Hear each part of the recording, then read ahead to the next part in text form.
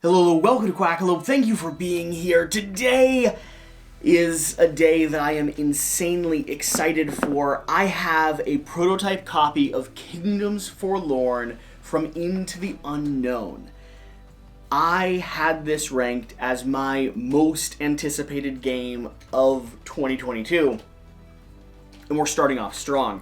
This is going to be coming from the company that brought you Aeon's Trespass, which is currently closing its pledge manager at the very 1st of February. I went back to make sure that I had everything added to it, which means they're getting to the point where they're going to start having things arriving in people's hands very soon.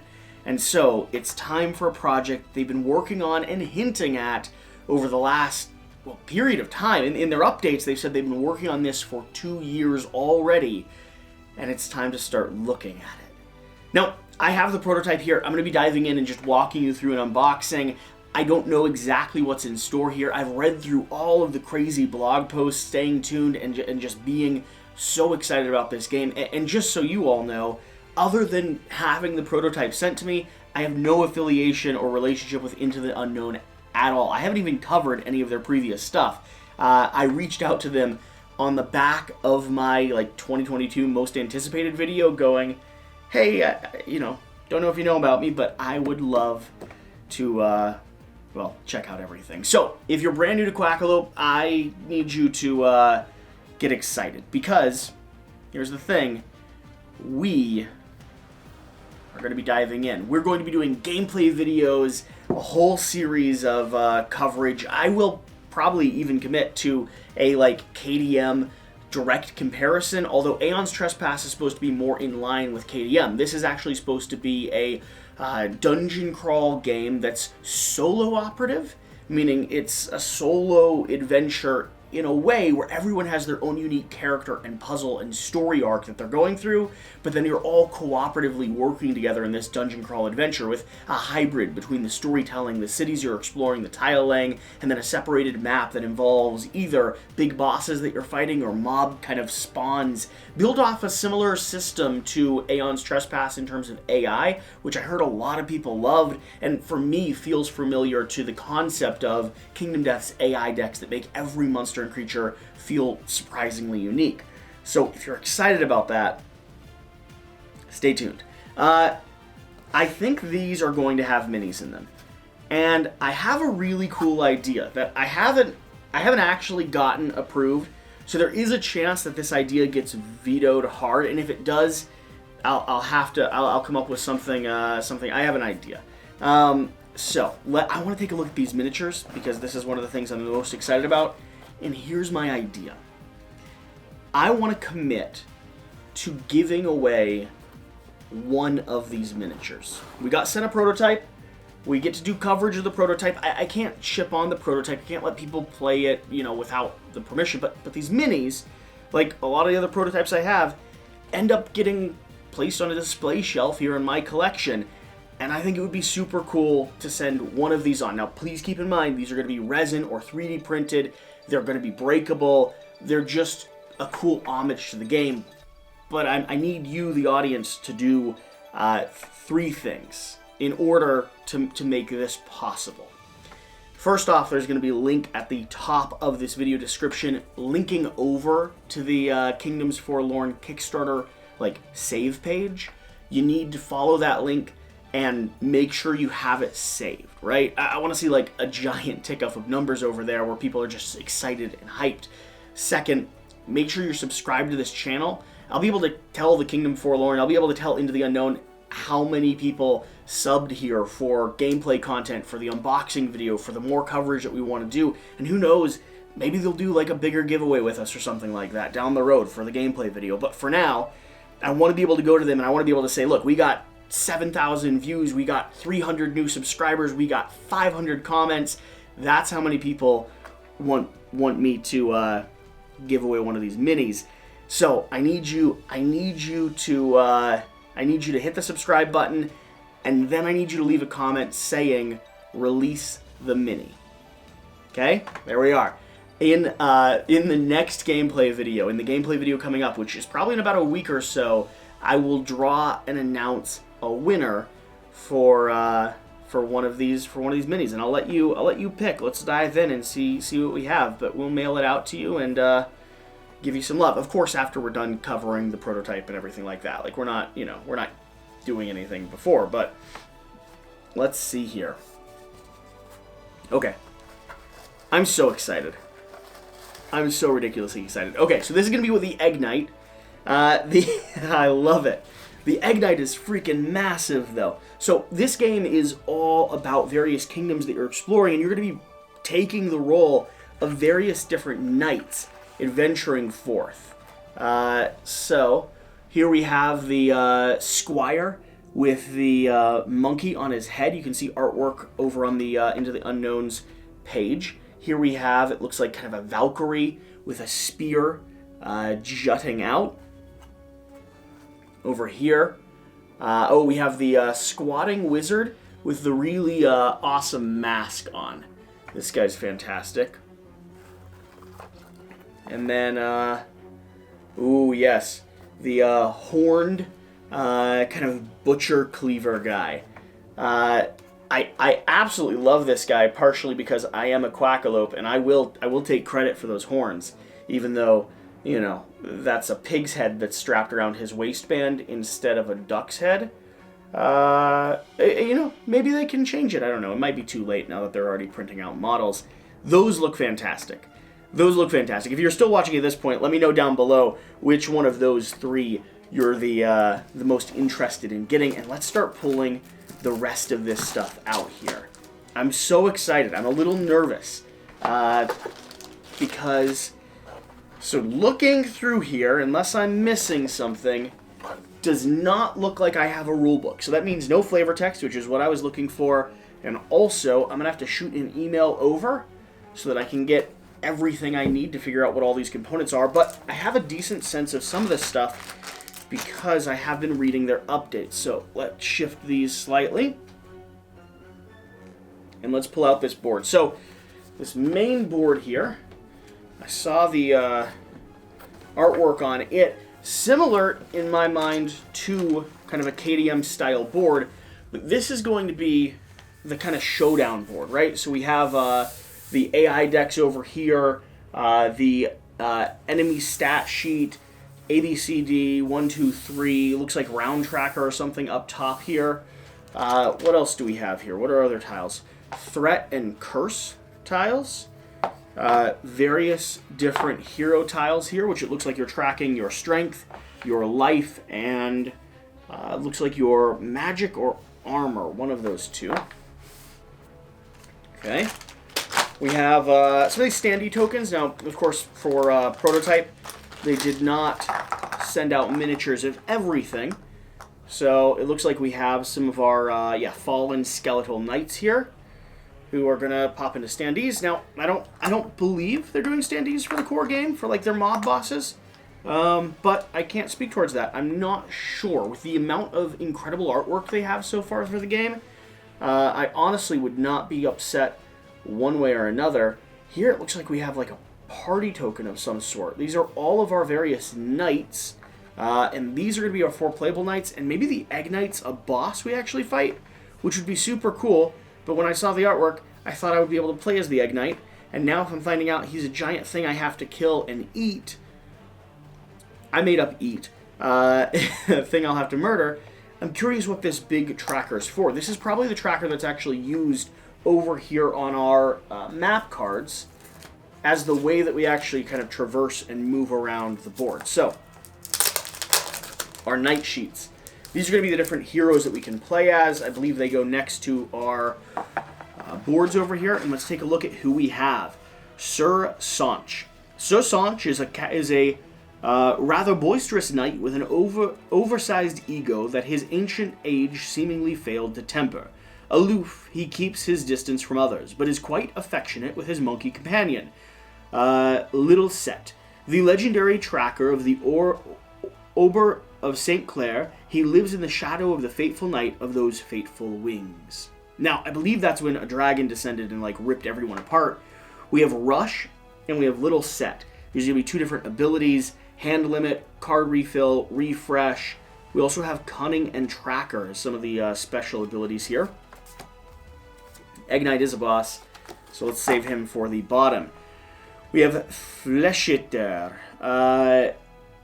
Renee of the Fleshiter Monster Slayers aims to become the strongest knight of all the Boar Kingdom, one to rival the mythic saints. He is rather simple-minded and self-satious, but nonetheless he is a skilled warrior, a better hunter, and the best monster chef. Rush and meat provisions is going to be his special abilities here, and we have Gutsy and Butcher as 2 more. We have Renholder. Magic is fickle, and most often takes more than it gives. Still, there's never a shortage of these willing to navigate the secret rivers and tamper with the heavenly filament. Renholder, a mage knight summoned to have fled the Skullmancer, has paid a heavy price for his knowledge and power. The face he talks to agrees. Cool. So he has like a echoing voice. Kara. The self-proclaimed last Wilver Knight, Kara acts before she thinks. She's cheerful, energetic, and woefully unequipped to deal with all but the most basic human interactions. Having grown up in a less cold parts of the world, she has a natural affinity for nature. Though she doesn't show it often, there's a cold, cruel edge in her character.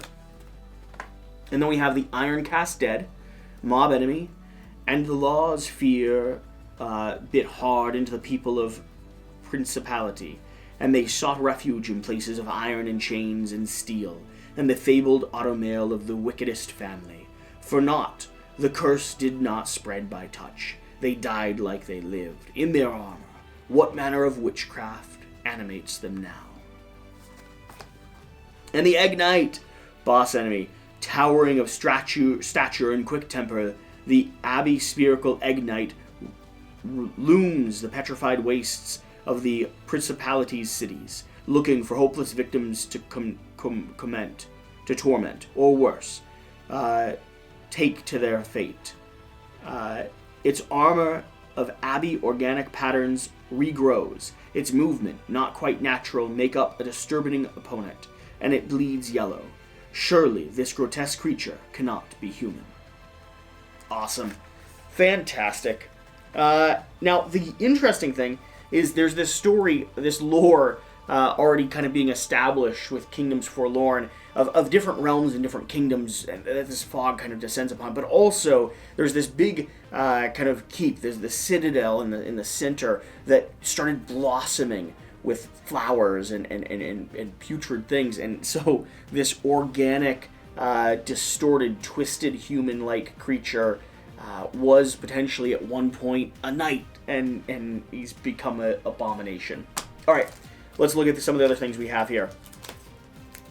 Here we have some cards. Now, the idea of this game explores all these different locations. So this is the area, I think this is the place that's like bloomed and bursting with flowers and foliage. We have the Royal Plaza and we have Pansberg, and it looks like each of these locations have, I think this is where, I'm speculating this is kind of where our tracker goes, so we can keep track of where we are and what we're exploring. But as you do the tile laying, as you do the dungeon exploring, everyone's supposed to kind of have their own mission that they're looking for, their own core objective, and so we want to work together. It's a fully cooperative game, but also at the same time, in order to accomplish your goals, you might encourage or drive us into different locations. We have the Snow Plaza, Hansa Hall, the All-Father Church, and the Guard Barracks. More locations that you have to explore, and like I said, the decision point of where you want to go might be different for every character you're playing as, because we all have our own storyline we're trying to progress through. Oh, and this is so cool. It gets smaller and smaller. I actually love this. It reminds me of, what is it? I'm blanking on it, but it reminds me of a game where you're kind of doing the same dungeon crawl exploring. It's an RPG style. It was on Kickstarter like 6 months ago, but you're zooming into locations, which I think is awesome. We have Crossroads, another Crossroads, another Crossroads, another Crossroads. We have a Tower Road. Okay. And then we have Dead Ends and Dead Ends. I wonder if you draw randomly from this deck, or if this deck is pre-programmed. But it looks like that as you explore, this is going to be part of the dungeon crawl where you're actually like building out locations, establishing, establishing crossroads where you can and can't go. I'm already loving. I love the artwork. I love the exploration and theme, and I know that every location we're going to isn't pre-scripted. It's not pre-built. Instead, the environment in the world and what could happen in that space is built. And as you kind of lay out your tiles and explore, everything that's coming is auto-generated as you play. It resolves around the other decisions you've made, the impacts that have happened in the game. And what they've talked about is that they've spared absolutely no expense when it comes to development of this IP. And I believe them. Nice little custom dice. We already have the screen-printed custom dice. It looks like we have different weaker and stronger, more powerful wound dice, and then D10s for some resolutions. And the dice work. Last things. We have some trackers for our personal player boards, I am sure. And now let's take a look at these cards. Let's see what else we have in here. Now, I know some of these are going to be the AI decks, but then also the game's built around exploration, gear, abilities, customizing your knight. So I expect to see a little bit of that somewhere in here as well. And excuse me. Okay. Here's the Ironcast Dead cards. The Egg Knight cards. Okay. Ooh, and it looks like the Egg Knight actually goes through 3 stages of battle. So let's take a quick glance at the Ironcast Dead. Target, move and attack, and after attack. So these are going to be the cards that start resolving how we fight them. Bony Embrace, Slash Gut, Amass, Isolator. Cool. So this has an AI system, right, that's working similar to Kingdom Death in a way from what I'm seeing, where you establish a target, move, attack, resolve that attack, and then after that attack you might have like extra damage or bonus damage. Now, I'm not going to go through all these, but I do want to take a look at the artwork. So if you're following along with me, let's dive into this. So sword slash, sword thrust, double slash, king slap, Humpty squat, backslash, back thrust, knight scramble, Humpty shake, flurry of slashes, egg butt, packed knight, deviled egg, sword, sword need, yokeman strike. Ooh, that's cool. Joyous thrust, face to face, Humpty quake, sword cut, hard boiled, nice, exposed back, cool. Beady ears, knight pauldron, left pauldron, armored chest, giant sabaton, weak pullion, back armor, slit, armored gut, plate gap, armored belt, small hand, inner shell, parasite, interesting, deformed head, armored heart, knight's drive, yokeman, Humpty charge, counter, jacked, and hard boiled. So it looks like we have the AI deck. It also looks like the way we're fighting this creature is by ripping off or hitting various parts and kind of watching as it crumbles, right, as we weaken it. I really like the promise of what I'm seeing in this whole deck, and I love the artwork. I love the concept of it. So, what else do we have here? Another stack of cards. I wish I had the rulebook. I'd sit down and just read it with you right now. Saint Your Brain. So, exploration cards. Okay, so these are going to be all the different things that we might run into. I'm not going to read any of these flavor texts right now. We want to save that for the gameplay. Give you as much as we can. We have the Ironcast Dead again. So these are going to be the rest of the AI deck, it looks like. Just like we had for the egg there. Going through various different abilities. And then, if I'm getting it right, yeah. We're going to have different types of mounts, different types of weakness, armored location, detached segments, bone knight, mindless deterioration, chaplain of the church. I love it. So various different types of units and types of locations where you might be able to target or hit those units. And I love the artwork. I love the aesthetic. I love that they're not scared to really play with the way that you would expect games like this to look. Okay, now these are going to have to be some of our personal abilities. So let's see here. Mortis cards. Awesome. And then we have a whole stack of Night Post cards. Interesting. I'm not sure what these are. Stack of Clash Conditions. Okay. So it looks like maybe different effects that we get. So these are conditions: knockdown, distracted, choked, bravery. All right. These cards here, looks like these are abilities we get. Oh, and they're each one custom for each player. So if we take a look here at who's this guy? The guy with horns specifically. We have, let's start with Night Pose. When you're about to perform a test or roll, add +2 to the result.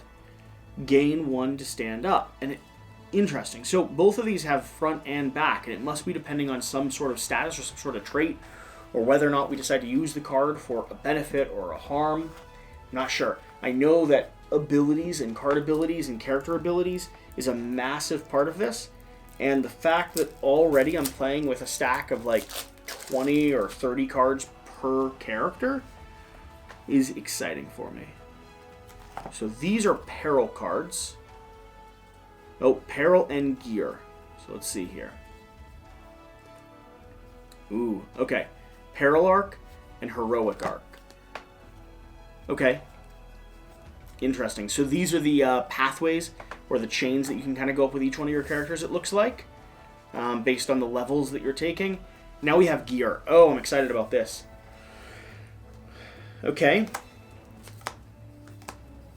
I don't know what the name of that one is. We have a broken sword. We have a dulled spear. Poor man's catalyst. Rusted 2 halbert. A vented breastplate. A rusted shield. I assume gear gets better than this. Trusty longsword. Blinder helm.